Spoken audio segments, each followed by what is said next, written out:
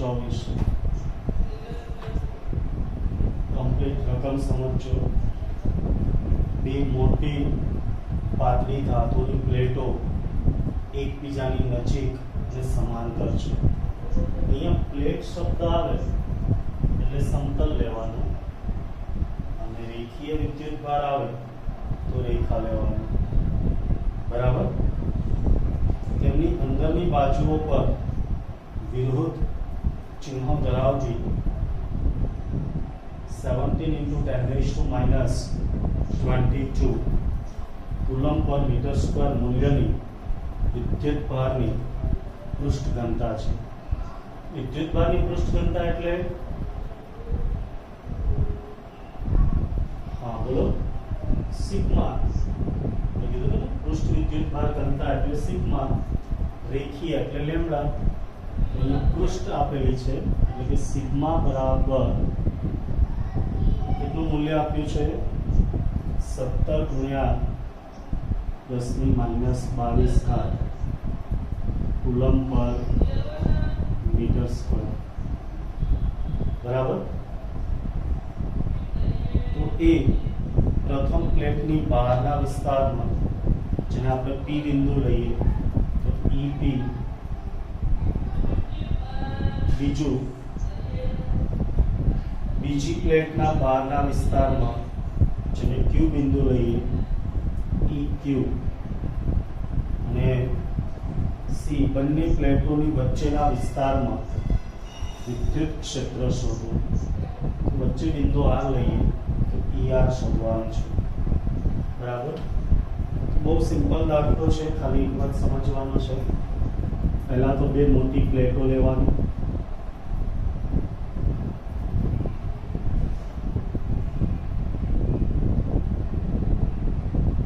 જેમાં વિરુદ્ધ પ્રકારની પૃષ્ઠ ઘનતા છે.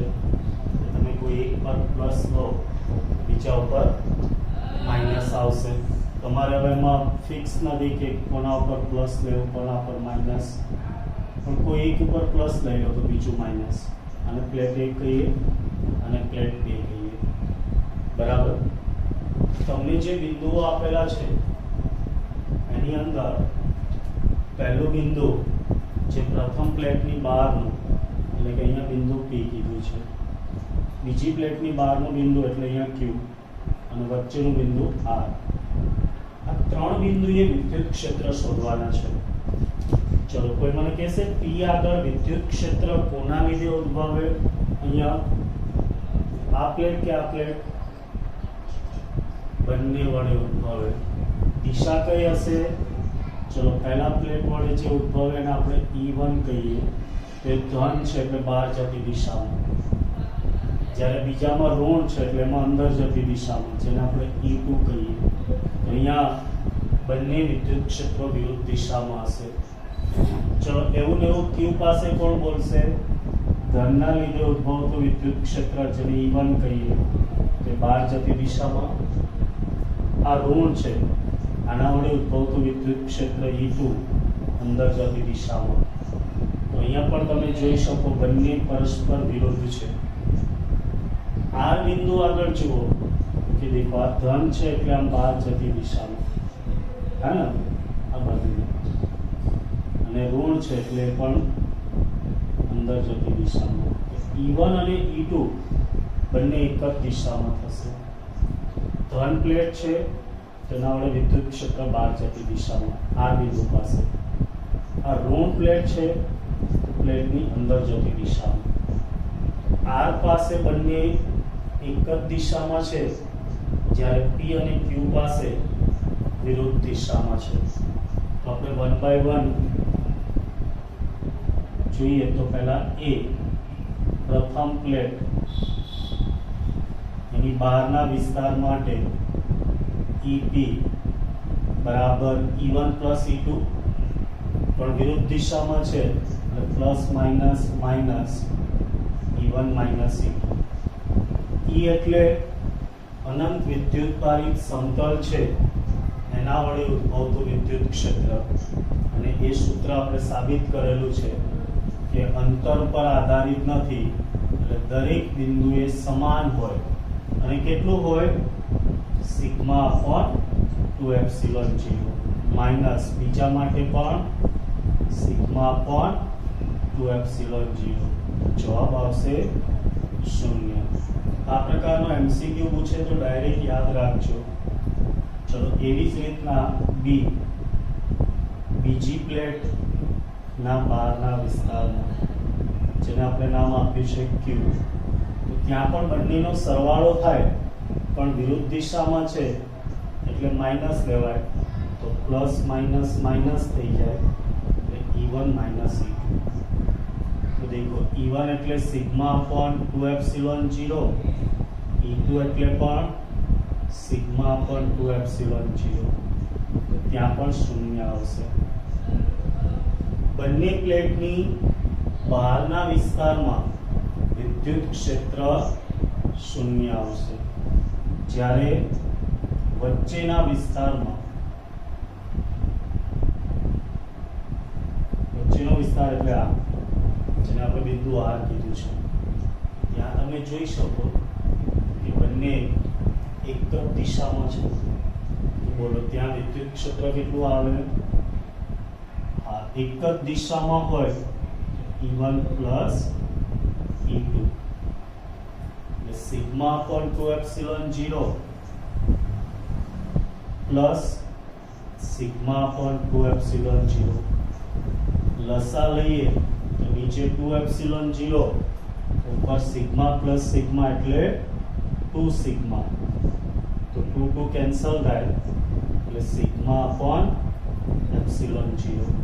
આ ડાયરેક્ટ એમસીક્યુ માં પૂછાય છે ભાઈ, વચ્ચેના વિસ્તારમાં વિદ્યુત ક્ષેત્ર ખાલી જગ્યા હોય તો સિગ્મા અપોન એપ્સિલોન 0, બહારના વિસ્તારમાં શૂન્ય હોય.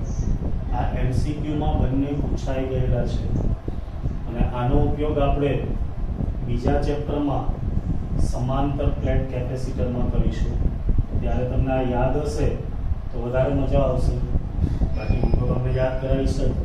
બરાબર ને? ચલો અહીંયા કિંમત મૂકી દઈએ. સિગ્માની કિંમત આપેલી છે ભાઈ કે હા આપેલી છે. કેટલી? 17 ગુણ્યા 10 ની માઇનસ 22 ઓકે. એપ્સિલોન 0 ની કિંમત તમને આવડે છે કે હા આવડે છે. કેટલી?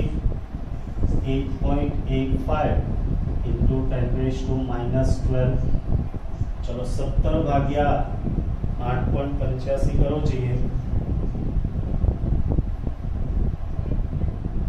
યસ 1.92 માઇનસ 12 ઉપર જાય તો પ્લસ એટલે બાકી રહેશે 10 ની માઇનસ 10 વિદ્યુત ક્ષેત્ર છે એટલે એકમ ન્યૂટન પર કુલમ અથવા વોલ્ટ પર મીટર.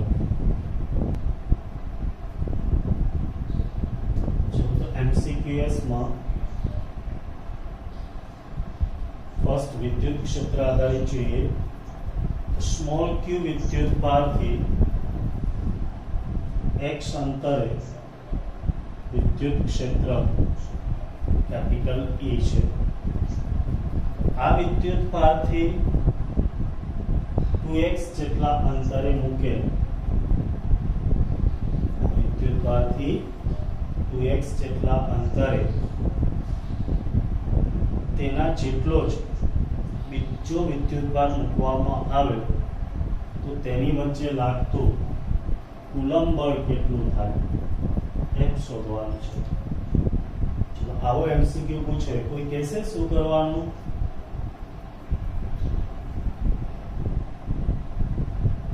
કુલમ બળ પૂછે એટલે આપણે જાણીએ છીએ F = QE. જો x અંતરે પૂછ્યું હોત તેનું વિદ્યુત ક્ષેત્ર તમને આવડે છે એટલે તમે ડાયરેક્ટ લખી શકે F = QE. પણ અહીંયા તમને 2x અંતરે પૂછ્યું છે તો 2x અંતરે વિદ્યુત ક્ષેત્ર જેને આપણે E' કહી દઈએ તો સૂત્ર શું છે? Q/r². પણ r અહીંયા 2x છે તો 2x નો સ્ક્વેર થાય ને. હા, તો શું આવશે? Q/4x². પણ Q/x² એટલે તો E હે ને, તેથી કેટલા થશે E/4. આથી તમને બળ પૂછ્યું છે F equal to QE dash. પણ E dash એટલે E/4, તો QE/4 આવશે. ચાલો ભાઈ, સમજ પડી દરેકને? આ પ્રકારના પ્રશ્નો પૂછે તો સિમ્પલી આવડી જશે ને. ઓકે, સેકન્ડ તો દેખો બોર્ડની અંદર આ પ્રમાણના પ્રશ્નો પૂછે છે. ચલો એના પછી m દળના પ્રવાહીના બુંદ પરનો વિદ્યુતભાર સ્મોલ q છે. આ બુંદને સંતુલિત કરવા વિદ્યુત ક્ષેત્રનું મૂલ્ય કેટલું હોવું જોઈએ? તો આ બોર્ડની પરીક્ષામાં પૂછાયેલો પ્રશ્ન છે. દેખો આ કોઈ બુંદ છે, એ વિદ્યુત ક્ષેત્રમાં હોય તેના પર બે બળ લાગે. એક નીચે તરફ વજન બળ mg, જે તો આપણે 11 માંથી ભણીએ છીએ. પણ એ કોઈ E જેટલા ક્ષેત્રમાં હોય અને એના પરનો વિદ્યુતભાર Q હોય તો ઉર્ધ્વ દિશામાં QE જેટલું બળ લાગે. તો અહીંયા શબ્દ તમારે પકડવાનો છે સંતુલિત સ્થિતિ. તો આપણે જાણીએ પ્રમાણે સંતુલિત સ્થિતિમાં બંને બળોના મૂલ્યો સમાન હોય, એટલે QE બરાબર mg. તેથી E પૂછેલું છે તો mg/q આવશે. આ જ પ્રશ્ન બીજી વખત Q માં પૂછેલો કે સંતુલિત કરવા વિદ્યુતભારનું મૂલ્ય કેટલું હોવું જોઈએ. તો Q બરાબર શું આવશે? Yes, mg/e. લાગે છે દાખલાઓ સહેલા? ઓકે, હવે બે વખત પ્રશ્નો એવા પૂછેલા કે જેમાં તમને મૂલ્યો આપી દે અને મૂલ્ય શોધવાનું હોય. તો બહુ સિમ્પલ વસ્તુ થશે. જેટલા મૂલ્ય આપેલા હોય એ મૂલ્ય મૂકી દેવાના. બરાબર? સમજ પડી? એવો એક પ્રશ્ન લઈ લેવો છે.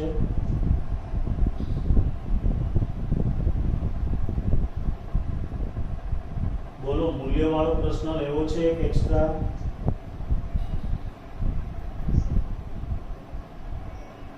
ઓકે, ચલો તો લખો એના પછીનો પ્રશ્ન. આનો જેવો જ પણ મૂલ્યવાળો હોય. હા, તો એવો કંઈક પ્રશ્ન હતો કે 50 મિલીગ્રામનું અને -5 માઇક્રોકુલમ, 50 મિલીગ્રામનું અને -5 માઇક્રોકુલમ વિદ્યુતભાર ધરાવતું એક ટીપું ગુરુત્વાકર્ષણ બળની વિરુદ્ધ હવામાં સંતુલન સ્થિતિમાં છે, તો તેના માટે વિદ્યુત ક્ષેત્રની તીવ્રતા ખાલી જગ્યા હોય. તો દેખો અહીંયા તમને એમ આપી દીધા 50 મિલીગ્રામ, જેને આપણે એમકેશ પદ્ધતિમાં ફેરવવા હોય તો કોઈ કહેશે કેટલા થશે? યસ, 50 તો આવે જ. મિલીના બીજા 10⁻³ ગ્રામને કિલોમાં ફેરવો એટલે પાછા 10⁻³ કિલોગ્રામ. કેટલા થાય? 50 ગુણ્યા 10⁻⁶ કિલોગ્રામ. એટલા માટે 11માં આપણે આની પ્રેક્ટિસ બરાબર કરતા હતા. ચલો, Q બરાબર, તો કે જો મૂલ્ય લઈએ તો 5 માઇક્રોકુલમ, 5 ગુણ્યા 10⁻⁶ કુલમ. તમને E પૂછેલું છે તો આપણે જાણીએ સંતુલન સ્થિતિ એટલે QE બરાબર mg. તેથી E બરાબર mg/q, જે અહીંયા તમને સમજાવ્યું છે. MCQ હોય ત્યારે ડાયરેક્ટ પણ એનો ઉપયોગ કરી શકો. બરાબર ને? ચલો તો કિંમત મૂકી દો. m એટલે 50 ગુણ્યા 10 - 6 ઘાત. g 10 લઈ લો ના છેદમાં q એટલે 5 ગુણ્યા 10 - 6 ઘાત. 10 - 6 કેન્સલ થશે, અહીંયા ઉડાડશો એટલે 10 આવશે. ઉપર 10 ગુણ્યા 10 કેટલા થાય? યસ 100. હવે જુઓ, પરીક્ષામાં તમને કદાચ g નું મૂલ્ય 9.8 કે તો 9.8 લો તો કેટલા આવશે? 98. ઓકે, તો બેમાંથી કોઈ એક ઓપ્શન આપેલો હશે, પણ એક તમે શોધો એટલે બીજો ખબર પડી જ જાય, કરવાની જરૂર નહીં રહે. ઓકે, ચલો ત્યાર પછી ઘણી વખત પૂછાયેલો પ્રશ્ન,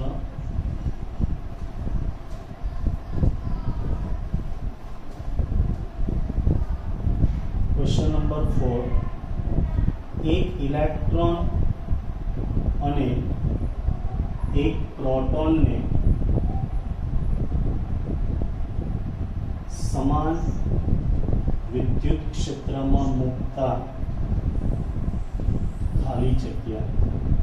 આ પ્રમાણેનો પ્રશ્ન પૂછાય. નીચે તમને જુદા જુદા 4 ઓપ્શન આપવામાં આવે. ઓપ્શન કંઈક આવા હોય, હું બોલું છું, તે બંને પર લાગતા બળોના મૂલ્ય અને દિશા સમાન હોય. બી, તે બંને પર લાગતા બળના મૂલ્ય સમાન હોય. સી, તે બંનેમાં ઉદ્ભવતા પ્રવેગ સમાન હોય.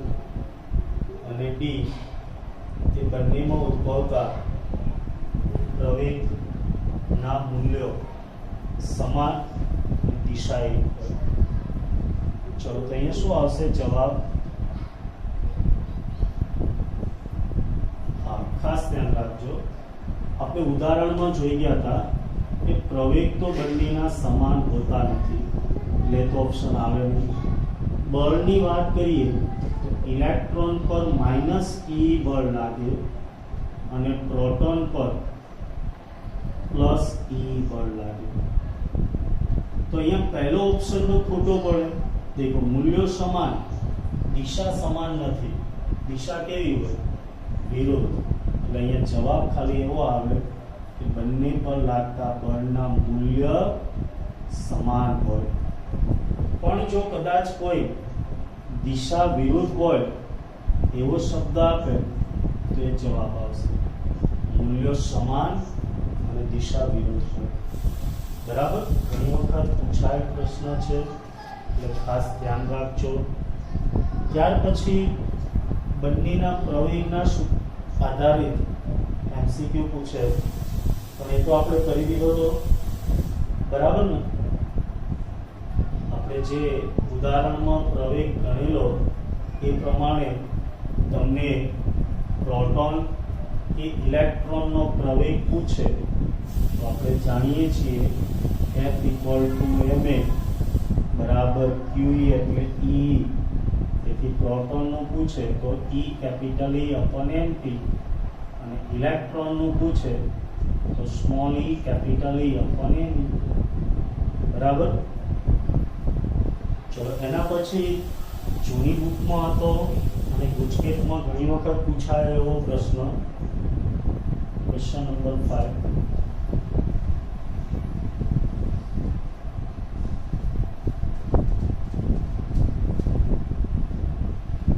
તમને આવડે તો પહેલા જવાબ તમે આપજો.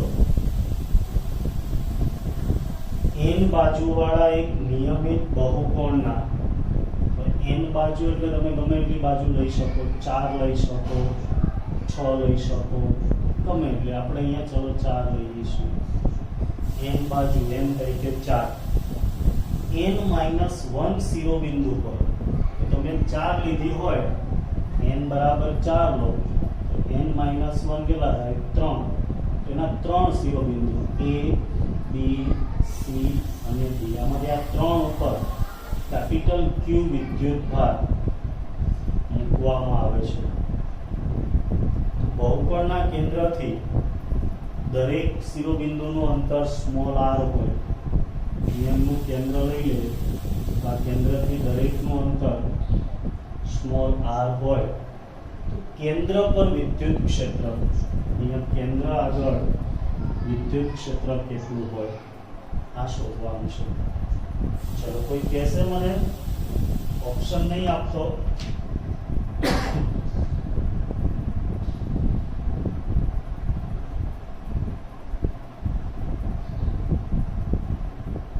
હા બોલો બીજા કોઈ અહીંયા ધ્યાનથી જુઓ તો એ નું વિદ્યુત ક્ષેત્ર આ દિશામાં અથવા તમે ધન હોય એટલે તમે એને વિરુદ્ધ બાજુએ લઈ શકીએ બરાબર ને. હા તો બંને વિદ્યુત ક્ષેત્રો સમાન મૂલ્યના વિરુદ્ધ દિશાના થાય એટલે એકબીજાની અસર નાબૂદ કરે. જ્યારે બી નું વિદ્યુત ક્ષેત્ર છે એ ઉદ્ભવશે અહીંયા બી વડે કશું ઉદ્ભવશે નહીં કારણ કે ત્યાં વિદ્યુત ક્ષેત્ર છે નહીં. તો જવાબ શું આવે તો કે ખાલી બી ના લીધે ઉદ્ભવે અને ત્યાં ક્યુ વિદ્યુત ભાર છે એટલે જવાબ આવે કે Q/R².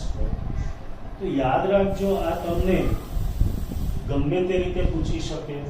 આ એક વ્યાપક સ્વરૂપ છે જેમાં ચોરસ ષષ્ઠકોણ બરાબર કોઈ બી શબ્દ આપે પણ એના એક બિંદુ પર વિદ્યુત ભાર ન મૂકેલો હોય તો એના લીધે ઉદ્ભવતું વિદ્યુત ક્ષેત્ર એ જ કેન્દ્ર આગળ ઉદ્ભવતું વિદ્યુત ક્ષેત્ર થાય. હવે અહીંયા n-1 ની જગ્યાએ n બાજુ પર મૂકેલ હોય તો વિદ્યુત ક્ષેત્ર કેટલું આવે 0. સરસ જે આપણે તમને યાદ રાખવાનું કીધું યાદ છે ને. હા ઓકે ગુડ. ચલો એના પછી આપણે ડાયપોલ આધારિત પ્રશ્નો જોઈએ. તો એક ખૂબ જ આઈએમપી પ્રશ્ન ઘણી બધી પરીક્ષાઓમાં પૂછાયેલ છે. ચલો લખો ત્યારે HCl અણુની વિદ્યુત dipole moment 3.4 × 10⁻30 coulomb into metre છે. બોલો શું લખવાનું? યસ ડાયપોલ મોમેન્ટ એટલે P 3.4 × 10⁻30 કુલમ ઇન્ટુ મીટર. બે વખત બેઠો પૂછાયો તો એક વખત 30 ની જગ્યાએ 20 એક વખત -10 આમ જુદું જુદું ન્યુમેરિકલ છે એમાં ચેન્જ કરે. આ અણુના બંને પરમાણુ પર સમાન મૂલ્યના વિજાતીય વિદ્યુત ભારો છે તેમ લેવામાં આવે તેને શું કહેવાય ડાયપોલ. વિદ્યુત ભારનું મૂલ્ય ખાલી જગ્યા હોય ક્યુ શોધવાના છે. નીચે તમને લાઈન આપી દેશે કે બે પરમાણુ વચ્ચેનું અંતર 1 એંગસ્ટ્રોમ લો. ચલો બે પરમાણુ વચ્ચેના અંતરને શું કહેવાય બોલો? 2a. ડાયપોલ હોય એટલે 2a કેટલા લેવાના 1 એંગસ્ટ્રોમ. આમાં પણ ફેરફાર કરી શકે જોજો. 1 એંગસ્ટ્રોમ એટલે 10⁻10 મીટર. કોઈ કહેશે મને કયું સૂત્ર આવશે? સરસ P બરાબર Q × 2a. તમારે Q શોધવાના છે તો Q ને કરતા બનાવો તો P/2a. ચલો કિંમત મૂકી દો. P એટલે 3.4 × 10⁻30 ના છેદમાં 10⁻10 -10 ઉપર જાય તો પ્લસ એટલે 3.4 × 10⁻20. બોલો આવા પ્રશ્નો પૂછાય તો આવડશે. ઓકે ચલો આને આધારે બીજો એક જીનિકનો પ્રશ્ન લઈએ. સ્મોલ l લંબાઈના સમબાજુ ત્રિકોણ ABC ના શિરોબિંદુઓ પર પ્લસ ક્યુ અને -2q વિદ્યુતભાર મૂકેલ છે. તો આવો એક સમબાજુ ત્રિકોણ લેવાનો. સમબાજુ એટલે દરેક બાજુની લંબાઈ l સમાન. અહીંયા a b અને c બિંદુ લઈએ. અનુક્રમે કીધું એટલે અહીંયા પ્લસ ક્યુ, અહીંયા -2q. બરાબર. તંત્રની વિદ્યુત ડાયપોલ મોમેન્ટનું મૂલ્ય ખાલી જગ્યા હશે. ડાયપોલ મોમેન્ટ આની શોધવાની છે. કોઈ કહેશે કેવી રીતે શોધી શકાય?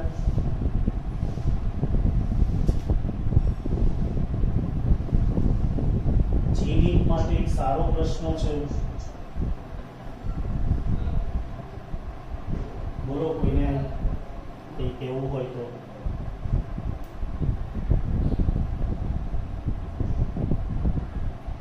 જો બહુ સિમ્પલ વસ્તુ છે. આ -2q છે અને બે ભાગમાં વહેંચી શકાય. -q તો આ +q થશે, આ -q. પહેલો નીચેનો ડાયપોલ જેમાં બંને વચ્ચેનું પરિમિત અંતર છે l, અને આ બીજો -q અને ઉપરનો +q. આ રીતના થશે, જેમાં પણ બંને વચ્ચેનું અંતર છે l. હવે યાદ કરો, આપણે તમને કીધેલું કે મોમેન્ટની દિશા છે એ કઈ હોય?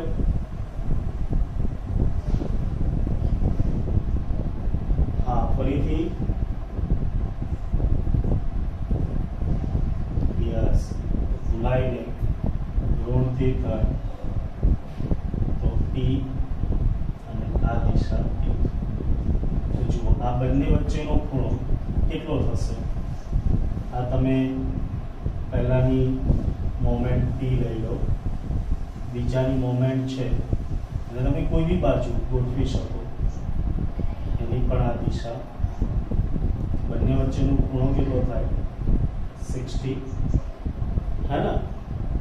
અને બે સદિશો વચ્ચેનો ખૂણો થીટા હોય તેની પરિણામી મોમેન્ટ, જેને આપણે p' કહી દઈએ, તો આપણે ભણી ગયા સહભાજનના નિયમ પ્રમાણે a² + b² + 2ab cos θ.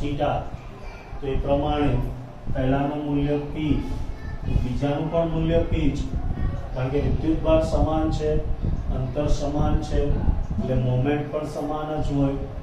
2ab એટલે p × p એટલે p², અને ખૂણો થાય 60 cos 60. તો અંદર શું થશે? p² + p² 2p² cos 60 એટલે 1/2. 2 કેન્સલ થશે, 3 ટાઈમ્સ p². તેથી જવાબ આવે √3p. હવે ઓપ્શનમાં એ લોકોએ ચાલાકી કરી હતી, √3p નહોતું આપ્યું તો શું આપી શકે? તો કે અહીંયા આપણે જાણીએ p = q × 2a, પણ 2a ની જગ્યાએ l અંતર છે, તો q × l. બોલો, સમજણ પડી ગઈ દરેકને?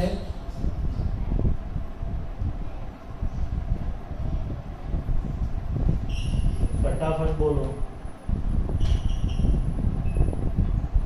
Okay, good. ચલો, એના પછી ડાયપોલનો બીજો એક સારો પ્રશ્ન જોઈએ.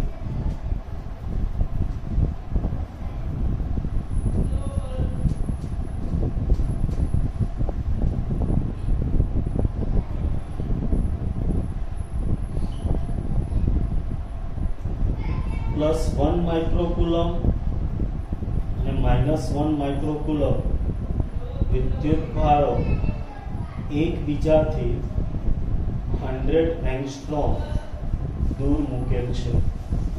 બોલો, અહીંયા q બરાબર કેટલા લખવાના? મૂલ્ય બંનેનું સમાન જ છે, એક પ્લસ માઇક્રોકુલમ ને એક માઇનસ માઇક્રોકુલમ. તો મૂલ્ય તો 1 માઇક્રોકુલમ જ કહેવાય ને, એટલે 10⁻⁶ કુલમ. એકબીજાથી 100 એંગસ્ટ્રોમ દૂર, તો એના વચ્ચેના અંતરને 2a કહેવાય. 100 એંગસ્ટ્રોમ, 100 × 10⁻⁻10 એટલે 10⁻⁸ મીટર છે, બરાબર। તો આ ડાયપોલની વિષુવવૃત્ત રેખા પર ખાસ શબ્દ સાંભળજો, બે પ્રકારના પ્રશ્ન પૂછે, અક્ષ અથવા વિષુવવૃત્ત રેખા। અહીંયા શબ્દ વાપર્યો છે વિષુવવૃત્ત રેખા પર 10 સેન્ટીમીટર દૂર આવેલા, એને આપણે r કીધું હતું, r બરાબર 10 સેન્ટીમીટર એટલે 10⁻⁸ મીટર બિંદુએ વિદ્યુત ક્ષેત્રની તીવ્રતા ખાલી જગ્યા પર, તો E શોધવાનું છે, મૂલ્ય શોધવાનું છે। ચલો કોઈ કહેશે વિષુવવૃત્ત રેખા પરના બિંદુએ વિદ્યુત ક્ષેત્રનું મૂલ્ય,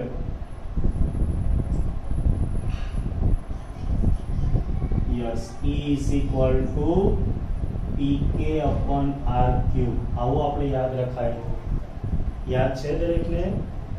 ઓકે, તમે કહેશો P નથી, તો P ની જગ્યાએ Q × QA લખાય × K/r³। હવે જુઓ બધું જ છે તમારી પાસે, ચાલો તો કિંમત મૂકી દો। Q એટલે 10⁻⁶, QA એટલે 10⁻⁸, K એટલે 9 × 10⁹, નીચે r³ 10⁻⁴ નો ક્યુબ કરો તો 10⁻3, -3 ઉપર જાય તો +3, 9 ને 3 12, 8 ને 6 14, -14 + 12 10⁻², એકલા 9 બાકી છે, 9 × 10⁻², ન્યૂટન પર કુલમ। ચાલો તો વધુ આવા પ્રશ્નો પૂછે તો આવડશે।